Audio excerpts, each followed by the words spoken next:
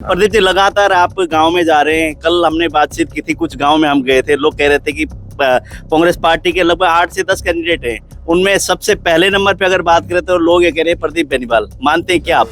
लोगों का प्यार है जी।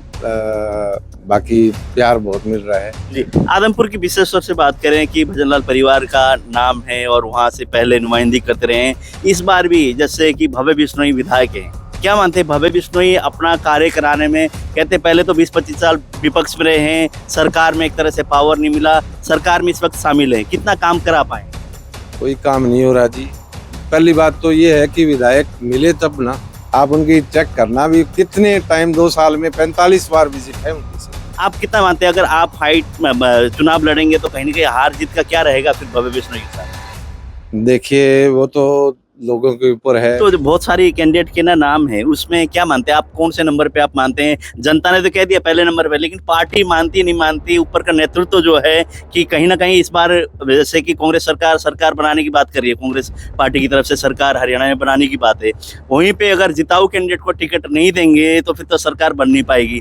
तो आप क्या मानते हैं, पार्टी इस ओर गौर करेगी पूरी तरह से? बिल्कुल पार्टी गौर करेगी। देखिए, क्या आप करेंगे आदमपुर के लिए पहले इस तरह के काम अगर आप जीत के जाएंगे तो? देखिए, मेरा सबसे पहला काम तो मिलना है। बीजेपी की तरफ से भव्य बिश्नोई, उधर से और अन्य पार्टी भी आएंगे। लगता है कहीं कहीं टकराव होगा या आपको ये लग रहा है कि कांग्रेस पार्टी की इस वक्त लहर है और जीत जाएंगे? बिल्कुल जी। विधानसभा चुनाव शुरू होने कभी भी एक तरह से घोषणा हो सकती है, आचार संहिता लग सकता है, और उसी बीच में अलग अलग पार्टी के जो प्रत्याशी है गांव गांव जा रहे हैं, मुलाकात कर रहे हैं अपने एक नियर डियर से, अपने जानने वालों से। और उसी बीच में आदमपुर हलके के गांव सुंडाबास में हम लोग हैं और हमारे साथ है कांग्रेस पार्टी के वरिष्ठ नेता प्रदीप बेनीवाल जी हैं। लगातार गांव के दौरे कर रहे हैं, लोगों से मिल रहे हैं। और हमने कल अगर बातचीत की, कुछ गाँव में हम गए थे, वहां बातचीत की थी, तब भी ना लोगों ने कहा कि प्रदीप बेनीवाल अच्छे व्यक्ति हैं, प्रदीप बेनीवाल को अगर कांग्रेस पार्टी इस बार टिकट देगी तो यहाँ से सीट निकाल सकते हैं, इस तरह की बातें थी। और प्रदीप बेनीवाल हमारे साथ हैं, हम बात करेंगे प्रदीप जी से। प्रदीप जी नमस्कार। नमस्कार रमेश जी।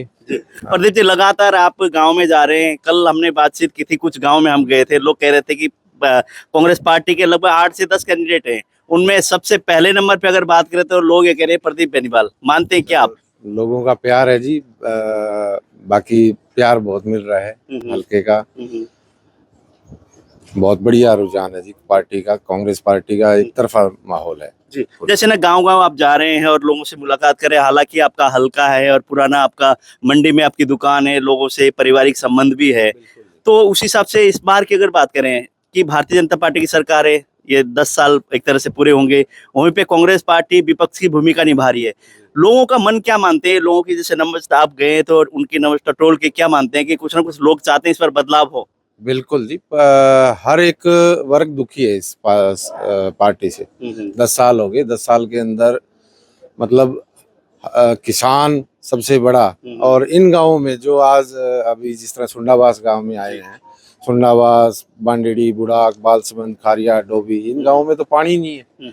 अब पानी भी 2 बार, जिस तरह अभी पीछे ये कल सीएम साहब को ज्ञापन, परसों ज्ञापन भी देने गए थे कि भी जो आधा पानी आ रहा है, एक हफ्ता पानी चलता है और वो भी आधा। और इस बार जो अब पीछे 2 बार तो आधा आया है और इस बार जो पानी आया है वो बिल्कुल आधे से भी आधा है। तो ये मतलब किसान दुखी, व्यापारी दुखी, कर्मचारी दुखी, मजदूर दुखी। तो लोग बदलाव बिल्कुल लोकसभा में सरकार को चेता भी दिया और विधानसभा में पूरी फिल्म दिखा देंगे। मतलब बिल्कुल भी कांग्रेस पार्टी कम से कम 70 सीटों से ऊपर कांग्रेस पार्टी सरकार बनाएगी जी। आदमपुर की विशेषकर से बात करें कि भजनलाल परिवार का नाम है और वहां से पहले नुमाइंदगी करते रहे हैं। इस बार भी जैसे कि भव्य बिश्नोई विधायक हैं, क्या मानते हैं भव्य बिश्नोई अपना कार्य कराने में? कहते पहले तो 20-25 साल विपक्ष में रहे हैं, सरकार में एक तरह से पावर नहीं मिला, सरकार में इस वक्त शामिल है, कितना काम करा पाए? कोई काम नहीं हो रहा जी। पहली बात तो ये है कि विधायक मिले तब ना। उनका पहली बात तो वो हल्के में ही मेरे ख्याल में पूरे हरियाणा के अंदर ही शायद उनकी 45-46 विजिट है विधायक बनने के बाद। अच्छा। भी 2 साल से ऊपर उनको विधायक बने हुए हो गए। आप नंबर ऑफ और क्वांटिटी आप चेक कर लेना भी, जितनी बार भी आते हैं वो फेसबुक, ट्विटर सब चीज पे अपनी अपडेट्स लगाते हैं। आप चेक कर लेना, मेरी मत मानना, आप उनकी चेक करना भी कितने टाइम 2 साल में 45 बार विजिट है उनकी सिर्फ। जी। तो वो कह रहे हैं मैंने तो करोड़ों रुपए का ग्रांट लाया है और आदमपुर में विकास की झड़ी लगा दी है, दिखती है कहीं पे आपको? हमें तो कहीं दिखी नहीं जी, आपको दिखी हो तो भाई हमें भी बताना, भी हम भी देख लें। भी पूरा सड़कें का बुरा हाल है, पानी मतलब गाँव में घरों में लाइट नहीं है। और आदमपुर मंडी में तो आप गए होंगे, गए थे क्या आदमपुर मंडी में? मंडी का तो हालात आपने देख ही रखा है, सारी सड़कें टूटी हुई, कोई सीवर नहीं, कोई पानी नहीं। पानी मिल रहा है लोगों को, वो भी सीवर का पानी मिल रहा है। तो जैसे कि आपका नाम है और एक तरह से लोग जो बात करते हैं कि अगर कुलदीप बिश्नोई के बेटे भव्य बिश्नोई उधर से भाजपा से उम्मीदवार हो, इधर से प्रदीप बेनीवाली एक ऐसा व्यक्ति है जो कि एक तरह से टक्कर दे सकता है, इस तरह की बातें आती हैं। वो तो हम लोग इन लोगों से ही बात करेंगे और लोग जो बता रहे हैं, आप कितना मानते हैं अगर आप चुनाव लड़ेंगे तो कहीं ना कहीं हार जीत का क्या रहेगा फिर भव्य बिश्नोई के साथ? देखिए वो तो लोगों के ऊपर है भी, जनता किसे क्या प्यार देगी। और जैसे भव्य है तो जैसे चलो ठीक है, मैं पहली बार इस रन में आया हूँ, क्योंकि पहले हमने कभी भी कोई चुनाव, एक चुनाव मैंने जिला परिषद का लड़ा था और हमारे परिवार ने कभी कोई चुनाव नहीं लड़ा। चौधरी भजन लाल जी के साथ मेरे पिताजी पोकरमल जी लगातार रहे हैं और हर हलके में, हर गांव के अंदर उनकी भी पूरी योगदान है। और उसी तर्ज पे मतलब अब मैं पहली बार हम वोट मांगने निकले हैं और पीछे लोकसभा में जयप्रकाश जी के लिए भी हमने पूरा प्रचार प्रसार किया था और लोगों ने बड़ा प्यार दिया। हर गांव के अंदर बहुत बढ़िया मार्जिन हमें मिला।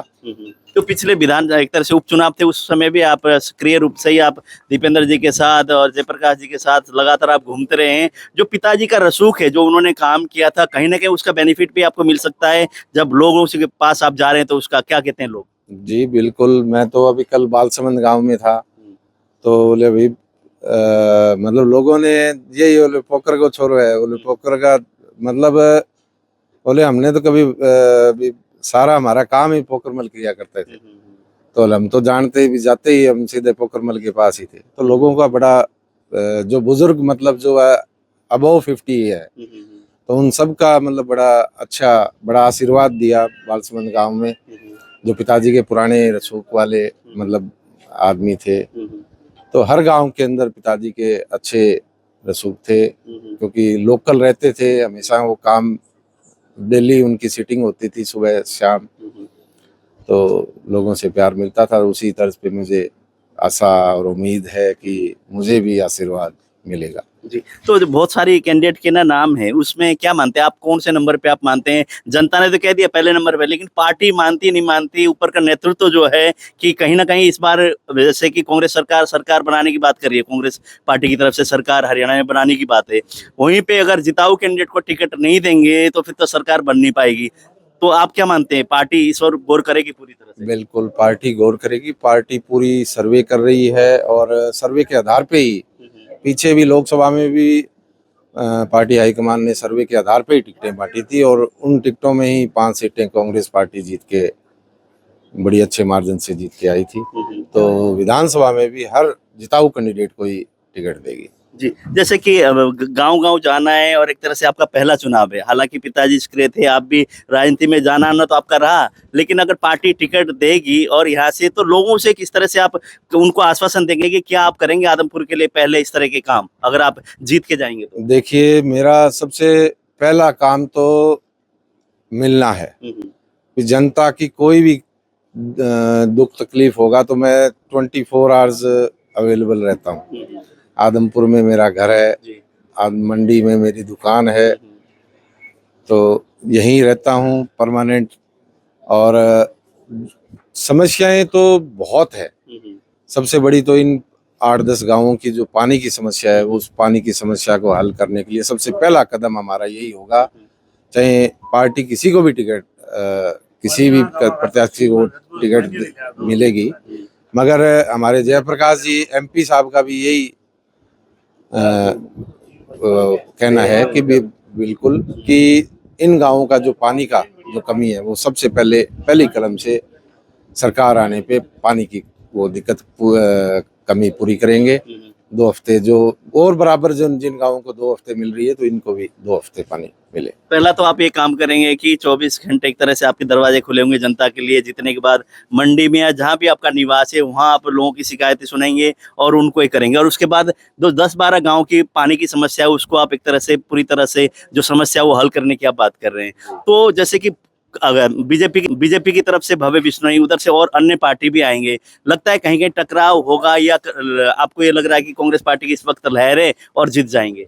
बिल्कुल जी, कांग्रेस पार्टी की बहुत बढ़िया रुझान है और बिल्कुल डेड श्योर मैं कहता हूँ भी अब लोकसभा में 6200-6300 वोटों से जीते थे और विधानसभा चुनाव हम कम से कम 20 से 22,000 वोटों से जीत के निकले। जी, प्रदीप बेनीवाल जी हैं, जैसे लगातार पोखरमल जी के उनके बेटे थे, उन्होंने काम किया था, चौधरी भजनलाल जी के साथ अच्छे संबंध थे, पारिवारिक उनके चले जाने के बाद कहीं ना कहीं एक तरह से अलग अलग हुए। ये राजनीतिक परिवारों में बहुत सारे लोग हमने देखा भी है पिछले वर्षों में, उसी हिसाब से अभी सक्रिय होकर एक तरह से पहले राजनीति में सक्रिय थे, लेकिन राजनीति में चुनाव लड़ने का कोई इनका मन नहीं था, ये एक तरह से अपनी समाज सेवा कर रहे थे, लेकिन इस बार मन इन्होंने बनाया है। और जनता ने भी कहा कि जैसे कि सर्वे में कह रहे हैं कि प्रदीप बेनीवाल को अगर यहाँ से कांग्रेस पार्टी टिकट देगी तो कहीं ना कहीं भजनलाल परिवार को टक्कर यही दे सकते हैं, यहाँ से सीट भी निकाल सकते हैं, इस तरह की बातें हैं।